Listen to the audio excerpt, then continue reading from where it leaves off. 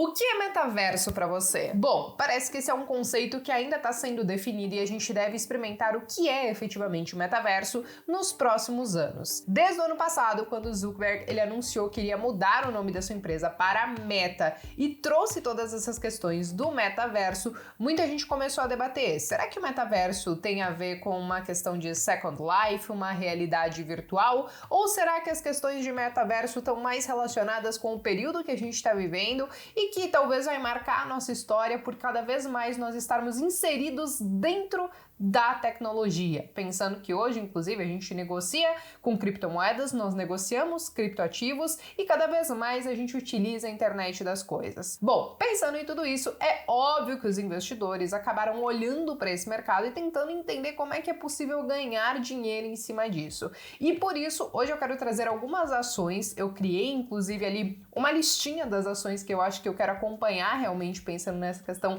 de metaverso, mas não somente isso, também com o avanço das criptomoedas, e quero trazer para vocês uma em específico que eu tenho na carteira e algumas coisas que podem acontecer agora durante 2022 que podem trazer algumas oportunidades aí no meio do caminho. Então me acompanhem até o final do vídeo, já se inscrevam aqui no canal para eu entender que vocês estão gostando de todo o conteúdo que a gente posta aqui toda semana, e também já quero deixar o link do Trademap aqui embaixo, porque hoje eu quero mostrar para vocês algumas informações dessa empresa que eu acabo investindo, mas não somente isso, tem muita gente que fica perguntando: Bea, por onde que eu estudo as empresas que estão listadas, por exemplo, na Bolsa Norte-Americana? E através do Trademap é super possível, eu vou mostrar isso para vocês hoje. Bom, pessoal, falando sobre essa questão do metaverso, é claro que não é algo tão novidade assim, só que ganhou um hype muito grande no primeiro trimestre de 2021. Existem inclusive algumas questões, como eu falei para vocês, de algumas pessoas que acham que tem muito a ver com uma realidade virtual, uma Second Life, não somente pensando na questão de games, mas, por exemplo, você já pensou em talvez fazer uma reunião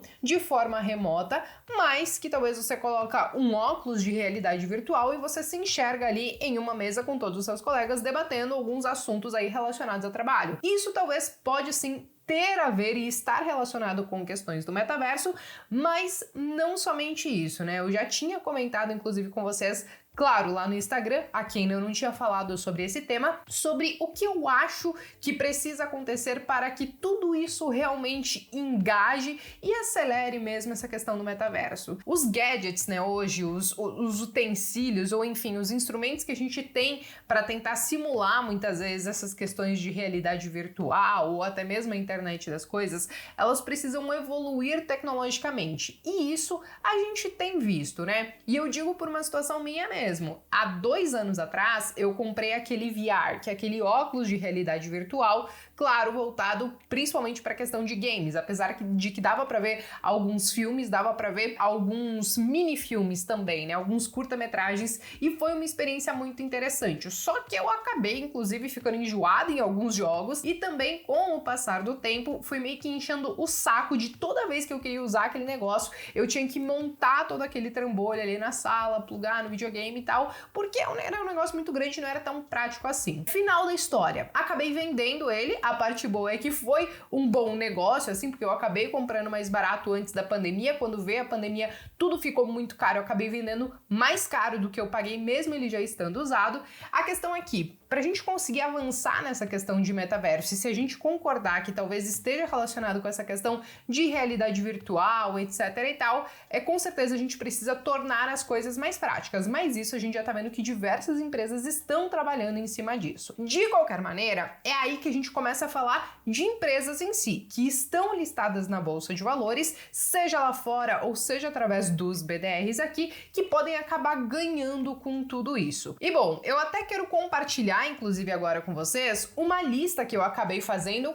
uma seleção prévia aí de algumas empresas que eu acho que vão estar muito inseridas nessa questão de metaverso, mas também na própria questão de criptoativos, porque aí eu vou entrar justamente na empresa que eu optei por investir. Bom, aqui eu tô na minha telinha do Trademap, como vocês podem ver, eu criei uma playlist, né, uma lista de estoques e de ações que tá escrito ali metaverso, e eu coloquei Nvidia, eu coloquei teoricamente Facebook, mas que agora é Meta, coloquei Sony, coloquei a Tencent, Adobe, Roblox também, mas Microsoft e Qualcomm, né? Eu acho que aqui as principais, a própria Meta, né, que era o Facebook, é a empresa que acabou trazendo muito isso, né, para nossa realidade, o assunto do momento. Então, é uma empresa a se observar.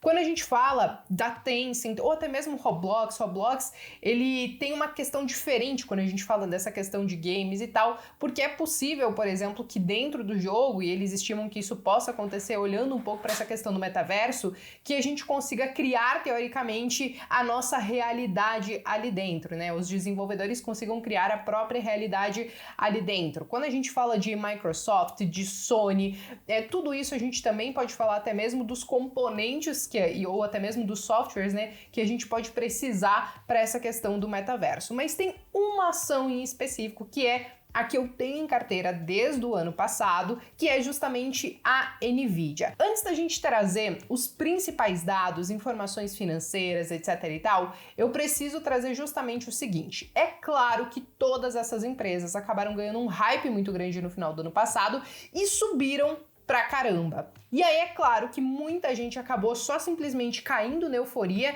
comprando mesmo sem saber o porquê estava comprando, e aí no fim das contas teve gente que comprou topo e aí acabou se dando mal, porque algumas empresas inclusive acabaram corrigindo, né, do ano passado pra cá. Só que eu acho que tem alguns pontos, né? A própria NVIDIA aconteceu isso. Como vocês podem ver aqui, se eu pegar, por exemplo, aqui o gráfico de um dia, talvez a gente consiga ver até melhor isso aqui. A gente consegue ver que ela subiu pra caramba de 2019 pra cá, e aí do final do ano passado pra cá, ela fez uma bela correção. Por que que isso aconteceu, né? A NVIDIA, basicamente, gente, acho que de grosso modo, para explicar a empresa em si, ela é responsável por placas de vídeo. E placas de vídeo geralmente eram conhecidas muito mais pela indústria de games, porque para você jogar um jogo que tem uma puta configuração gráfica, etc e tal, você precisava ter uma placa de vídeo para rodar isso muito bem. Claro que não somente isso, muitas vezes quem trabalha com a parte de edição de imagem, de vídeo, também precisa de uma boa placa de vídeo,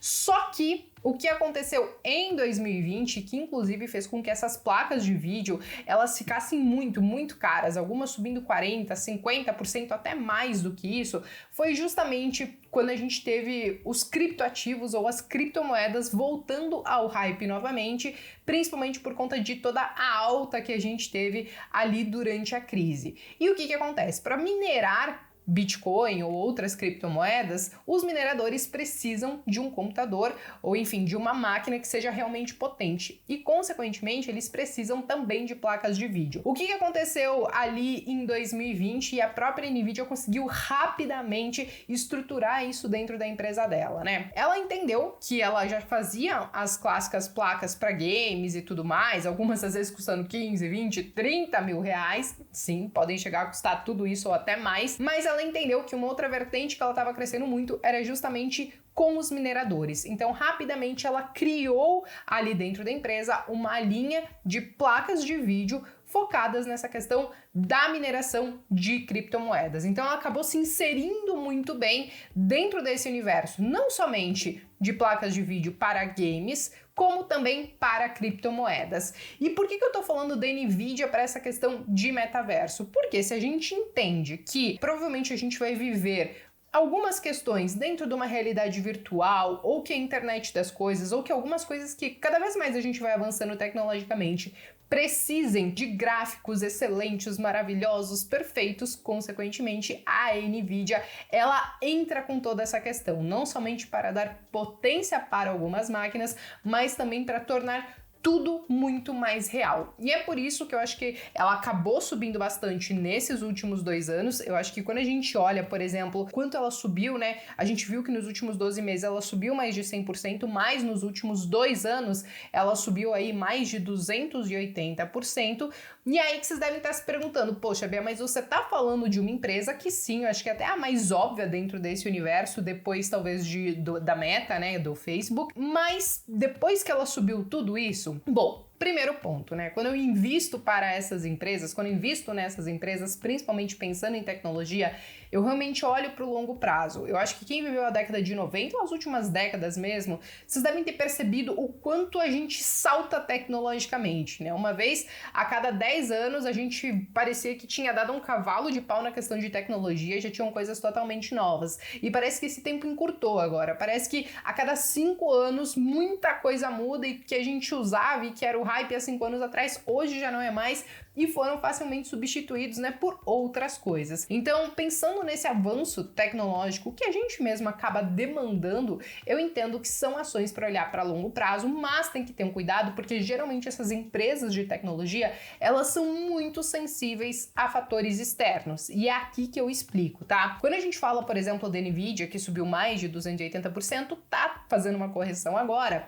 O que a gente tem para 2022? Um possível aumento na taxa de juros lá no mercado norte-americano e também uma redução nos estímulos, né, econômicos que estavam acontecendo desde a questão da pandemia. E tudo isso pode impactar negativamente a bolsa de valores deles. Então, eu entendo que dentro dessas expectativas que a gente tem, nós poderemos ver talvez algumas oportunidades ao longo de 2022. Outro ponto muito importante para as empresas de tecnologia que acaba aumentando um pouquinho essa questão do risco, não somente a própria questão da concorrência, apesar de que, né, Nvidia tem sim seus concorrentes, mas ela acaba sendo a maior, a mais conhecida entre elas, mas a própria questão da taxa de juros. Quando a gente tem uma taxa de juros subindo, as empresas de tecnologia elas acabam sofrendo um pouquinho mais, primeiro porque o prêmio de risco muitas vezes fica um pouco mais interessante para aqueles investidores que talvez estão vendo um momento um pouco estressado, mas até mesmo porque quando a gente pensa em empresas de tecnologia, elas demandam capital massivo e muitas vezes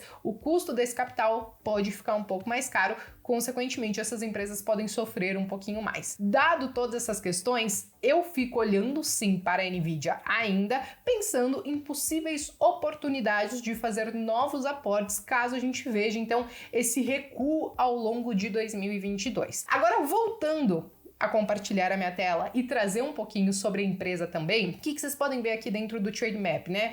Primeiro, a gente consegue ver que existem 46 recomendações para a empresa. Então, isso aconteceu muito do ano passado para cá, principalmente por conta de todo esse universo que eu tô trazendo para vocês, né? E aí, aqui a gente tem 11 recomendações para compra forte, nós temos 27 recomendações para compra, nós temos 7 recomendações para manter as ações e uma recomendação para vender. Os preços. Tem gente estimando que as ações podem chegar a $400 e outros dizem que ela pode inclusive continuar caindo e chegar a $177. Claro que a maior parte do consenso está para que ela continue subindo, como vocês bem viram, né? Um ponto muito importante sobre essa questão da Nvidia, né? Quando a gente olha aqui para baixo, o que a gente começa a ver? Os múltiplos. E aí a gente entende que os múltiplos em si de empresas de tecnologia geralmente são sim um pouco mais altos. A gente olha preço-lucro a 96 vezes, a própria questão do preço pelo valor patrimonial, tudo isso a gente consegue consultar aqui no TradeMap para essas empresas também do mercado norte-americano e também de alguns outros mercados. O que eu digo quando a gente olha esses indicadores de preço, né, que muitas vezes estão indicando que estão caros? Primeiro, a gente precisa identificar se a empresa lá é de crescimento ou não. Quando a gente fala de empresas de tecnologia, é inegável que a maioria delas realmente são empresas de crescimento, tanto que elas não distribuem excelentes dividendos. Quando a gente vem aqui para baixo, eu consigo ter claramente essa informação. Outro ponto, nós podemos comparar essa relação, por exemplo, preço-lucro, com outras empresas do mesmo segmento. Ou o que a gente pode fazer é, por exemplo, entrar dentro da própria relação preço-lucro e entender como que a empresa tem operado nos últimos anos, nos últimos períodos. Aqui, apesar de a gente ver um preço-lucro relativamente alto, ainda assim, quando a gente olha os outros períodos, a gente está vendo que está, sim, trazendo uma relação um pouquinho mais saudável, ainda que seja um indicador relativamente esticado, mas como eu trouxe para vocês, empresa de tecnologia, empresa de crescimento, é até difícil fazer essa questão de valuation e eu acho que a gente tem que realmente olhar para o longo prazo e olhar os pontos fortes também da própria empresa. Então, como eu falei para vocês, ela tem crescido bastante ao longo dos últimos anos. Quando a gente olha, por exemplo, o lucro líquido dela de 2019 para cá, a gente realmente viu essa crescente muito grande por conta dessas novas demandas, seja por conta de mineradores, seja por conta da indústria de games que também tem crescido bastante, seja porque agora toda essa questão do metaverso talvez vai demandar cada vez mais de empresas como a Nvidia. Nós temos aqui ROI, margem líquida também, que é importante a gente sempre consultar e entender como ela está operando em cima de tudo isso, mas é claro que a gente também precisa olhar a parte qualitativa, né? Então, como eu falei para vocês, ela é uma empresa que ela consegue estar inserida em diversos segmentos. Isso a gente consegue ver no próprio site dela, que ela tem várias linhas, né, para alguns setores, né, para alguns segmentos específicos.